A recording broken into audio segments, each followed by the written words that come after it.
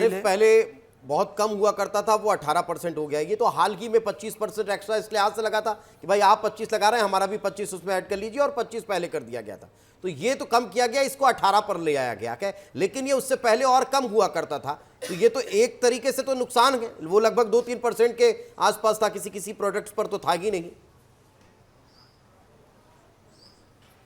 नहीं सर, आप बिल्कुल सही कह रहे हैं, पर अब हमको ये भी देखना पड़ेगा कि जो हमारे कॉम्पिटिटिव कंट्रीज पे क्या ड्यूटी है। तो अगर आप जो है कि मतलब हम सिर्फ अकेले नहीं है, आज जो है यूएसए के जो सबसे बड़े स्ट्रॉन्ग पार्टनर है यूरोपियन यूनियन और यूके, तो उन्होंने जब यूके से 10% जब जो है रेसिप्रोकल टैरिफ जब उन्होंने लगाया, अपना उनका एग्रीमेंट हुआ, यूरोप यूनियन से 15% पे हुआ, तो अगर उससे अगर हमारा 18% होता है तो कहीं से कहीं तक ये जो है बुरा नहीं है, क्योंकि लगभग आप किसी भी कंट्री से लीजिए, सभी कंट्रीज पे उन्होंने जो है रेसिप्रोकल टैरिफ बढ़ाया हुआ है। चलिए मैं लौट रहा हूं, योगेश जी मेरे साथ मौजूद हैं। योगेश जी, किसानों के लिए बहुत बड़ा झटका इस डील को बताया जा रहा है, आपकी स्टडी क्या कह रही है, इसमें किसानों को फायदा है या नहीं है? देखिए, जिस तरह से अभी इंडिया का जो अभी हमारे एक्सपर्ट बता रहे थे सुबीर जी,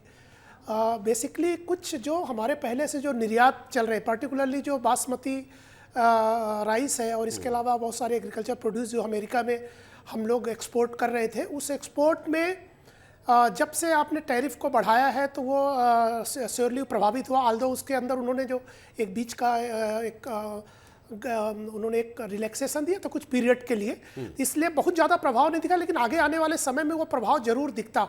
तो वो वाला पॉइंट तो है, लेकिन जैसा सबको मालूम है कि जो डेवलपिंग कंट्रीज़ हैं और जो हमारे जो पर्टिकुलरली हमारे जो फार्मर हैं,